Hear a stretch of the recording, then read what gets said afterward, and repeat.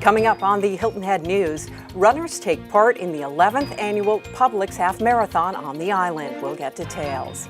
Also, Gullah Celebration Month continues. Stand by, the Hilton Head News is next.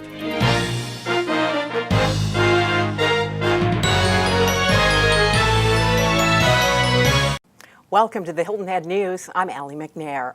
Runners gathered Saturday on Hilton Head Island for the 11th annual Publix Half Marathon, 10K, and 5K road races. WHHI's Kevin Libby was there.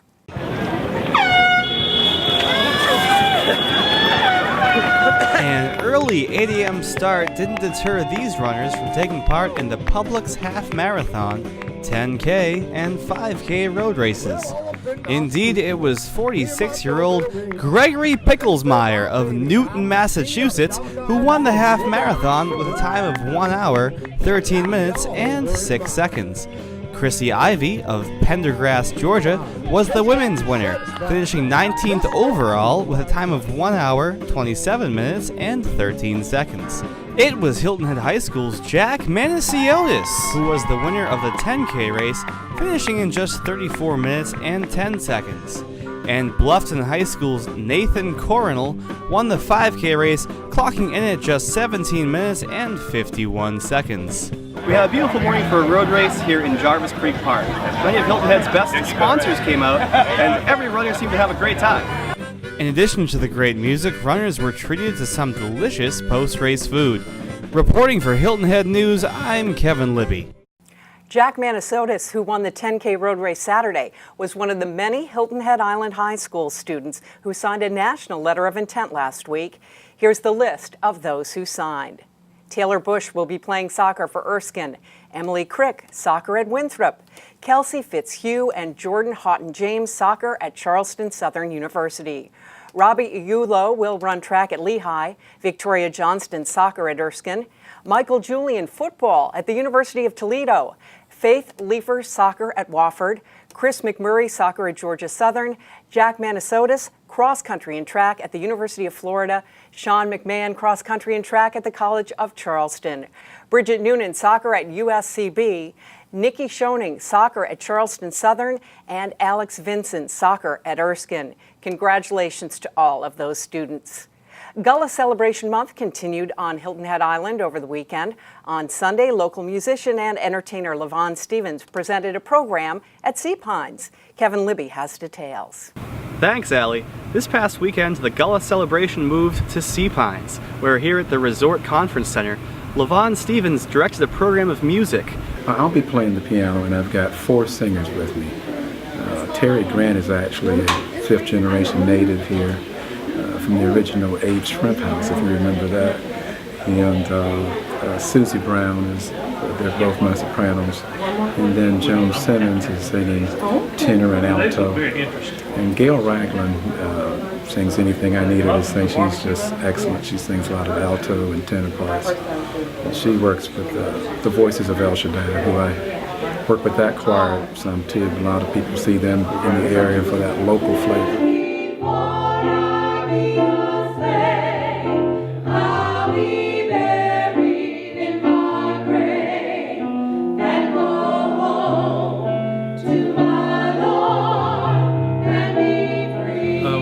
I'm the chairperson of the Gullah Celebration, and it's been a long year putting this program together. We're about half the way through the 13 events that we are putting on for the month of February. Really excited about this event this afternoon because we have Natalie Days here, and she's going to be talking to us. Gullah is the word used for the people, the language, and the culture. It's actually a Creole culture and language that started on the coast of West Africa. There were many West Africans, particularly from the rice or grain coast of Africa, brought to the rice coast of South Carolina and Georgia, specifically because of their rice growing expertise, but they came from various language groups. And they developed, actually on the coast of Africa, they developed this trade language, how English and the various people found a way to communicate. And this was called a trade or a pidgin language. When those folk who came and Africans came to this country, the generation that was born speaking this trade language, then it was their first language. It was called a Creole. So linguists call it Sea Island Creole.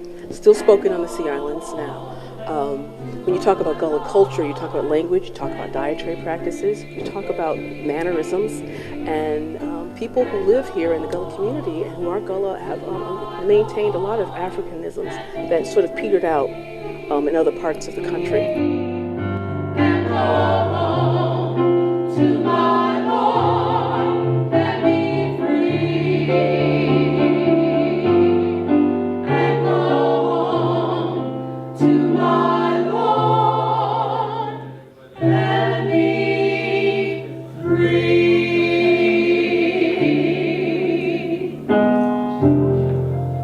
For all things Gullah, check out GullahCelebration.com. Now here's a look at news from around the region. The worst of the flu season appears to be over in South Carolina. According to U.S. health officials, the number of states reporting intense or widespread illnesses has dropped for the second week in a row. The flu season started earlier than normal, beginning here in the southeast. The CDC, or Centers for Disease Control, says this year's vaccine has been a good match to the types of flu that have been circulating. A preliminary CDC study showed the vaccine to be about 60% effective, which it says is close to the average. Flu is now reported as being minimal in Florida, Kentucky, Maine, Montana, New Hampshire, and right here in South Carolina. Comedian Stephen Colbert is coming to Charleston to stump for his sister. The Charleston Post and Courier reports that the Comedy Central host will appear at a fundraiser for Elizabeth Colbert Bush, who is running in the March 19th Democratic primary for South Carolina's 1st congressional district. The private event will be held February 23rd at the Alley on Columbus Street. A general reception is planned, and there will be bowling, as well as a book signing and private reception. Now, if you're thinking of going, donations to the Colbert Bush campaign are required for entry. When we return, a look at the impact Canadian tourists have on our local economy and the stories behind the headlines with Lynne Hummell of the Hilton Head Sun. Stay right there.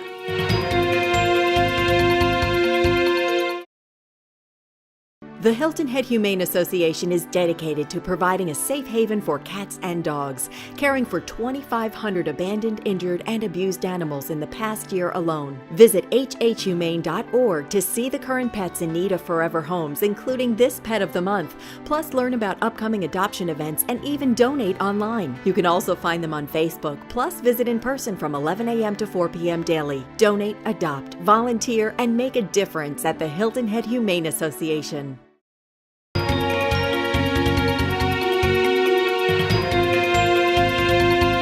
The Greenery is celebrating its 40th anniversary effective February of this year. That means they're doing a lot of things right. And here to talk a little bit more about that is Lee Edwards, president of the Greenery. And full disclosure, if you watch HHI, you already know this. They are an advertiser. Lee, thanks so much for joining us on the Hilton Head News. It's always great to be here, Allie. Well, give us background. You started way back in 1973. How'd you get started?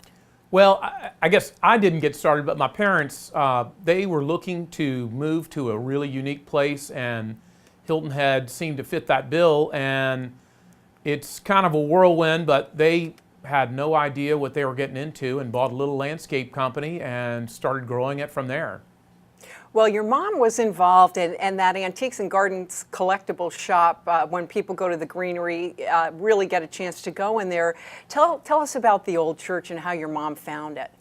Well, Mom and Dad were looking to build a new office or do something that was a little different, something that was really interesting. And one day they were driving down the road outside of Ridgeland and saw this little old church standing right next to a brand new brick church, and it had a for sale sign on it.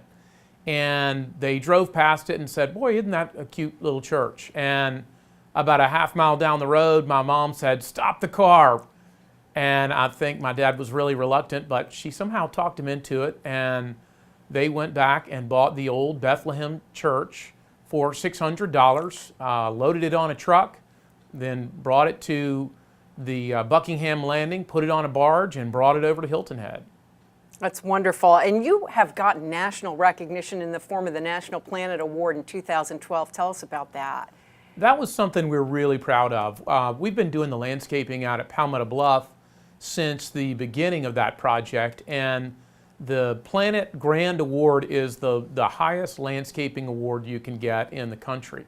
That's issued by Planet, which is our national governing body. And it has to do, you have to submit pictures and copy, and they're looking to hear about challenges and what's unique about the property and what's unique about the landscaping. And that place really is special. It helps having a great natural landscape, and a great group of people you're working with out at Palmetto Bluff, but you really gotta have a unique type of landscaping out there where we're trying to have everything pristine and immaculate and beautiful, but it also has to look natural and serene, like it belonged there from the beginning. Lee, we're going to make you change hats here, so to speak. You were a member of town council. You've been vocal about these flyover bridges proposed to Hilton Head Island. Is this a done deal? Is it going to move forward? Where do you stand? Well, I certainly hope not, and it's not a done deal. Everybody seems to be saying it's a done deal, but the truth is, county council has to approve the contract, and I don't think it's a very good idea. At first, when we started talking about the flyovers last spring, I was concerned because they're going to be really ugly. I just don't want to see the Atlantification, if you will, of our island and of the whole low country. Having gigantic bridges, and when I say giant, these are 2 one-lane bridges that are larger than our current bridges going to Hilton Head, and they're going to be going over, these big double bridges going over 278 right at the entrance of Hilton Head. And my first problem with it was that it was going to be really ugly, and it's right at the entrance of Hilton Head. Then once I've done a little investigating, they've been designed on some flawed numbers, on some old numbers and some projections with the assumption that we were going to have a tremendous amount of traffic that is not there. And to me, that's a waste of taxpayer money. So that's really the most important part, is that we're spending money, or potentially going to spend money, on something that's really not that necessary. What do you want people to do then if they agree with you? Well, I think number one, you should contact your county council members and tell them that you don't want them to spend taxpayer money on a bridge that's not necessary. And you should probably also I would call, email, and show up at county council meetings. And the other thing is, come to the town council meeting on Tuesday, February 19th at 4 o'clock, and let your voice be known. And if you feel strong one way or the other, you should at least let people know how you feel, because a lot of people really haven't let their voices be known, and that really does make a difference.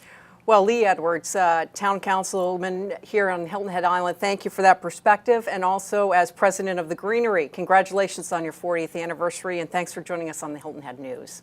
Thanks a lot, I appreciate it. With the stories behind the headlines, Lynne Hummell joins me from the Hilton Head Sun. Hi, Lynne. Hi, Allie, how are you? Good, thanks. The Hilton Head Concord Elegance has changed its venue for the festival this year. Tell us about it. That's right. After more than a decade at Honeyhorn Plantation, one of the favorite events of the year on the island, and certainly the best for car lovers, the Hilton Head Island Motoring Festival and Concord Elegance will hold its 2013 festivities November 2 and 3 at the Port Royal Golf Club. The show cars will be exhibited on the Planters Row Golf Course on holes 1 and 18, and on the driving range around the Grand Clubhouse there. The festival director, Carolyn Van Egel, said that the event's increase in popularity was the reason for the move. And what about the race portion of the festival? Well, that will stay. The Savannah Speed Classic will stay at Hutchinson Island on the road course near the Weston Savannah Harbor, and that will be October 25th through the 27th. We have some good news as far as crime goes. Can you give us the numbers on that? Sure thing. The Beaufort County Sheriff's Department reported to the Hilton Head Town Council last week that there was a decline in property thefts and burglaries on the island during 2012. Sheriff P.J. Tanner said there were 2 primary reasons for the reduction. There were 200 fewer such crimes than in 2011. He said it was because of proactive police work, and the community is taking ownership. Tanner said that citizens are more watchful of suspicious activity, and citizens made about 40,000 more calls last year than the previous year. Any other significant changes in the department's report, Lynne? Yes, there were. The department filed 114 fewer drug charges last year, which was a 35% decrease. The most frequently cited offense, which was possession of less than 2 grams of marijuana, dropped by about 25%. And it looks like the town's going to be able to keep its municipal judge for another term, right? That's right. Hilton Head Town Council last week renewed the contract for Judge Maureen Coffey for a 3-year term and gave her a 3% pay raise, bringing her salary to $89,610. Her previous 2-year term was set to expire this month. Well, as always, Lynne Hummell of the Hilton Head Sun, we want to thank you for your time here on the Hilton Head News. Thank you, Allie. And when we come back, we'll have information on the impact Canadian tourists make here on the island, and also we'll have your entertainment report. Stay right there. Beaufort Town Center, the perfect place to live, work, play, and shop. Uniquely located on Boundary Street, Beaufort Town Center is adjacent to city and county government buildings at the entrance of Beaufort's historic district. This new urban town center seamlessly blends lodging, office space, retail, restaurant, and residential sites with pristine views of the Intercoastal Waterway. Let the executives at Beaufort Town Center assist you with any of your real estate and leasing needs. Call today at 843-521-9000.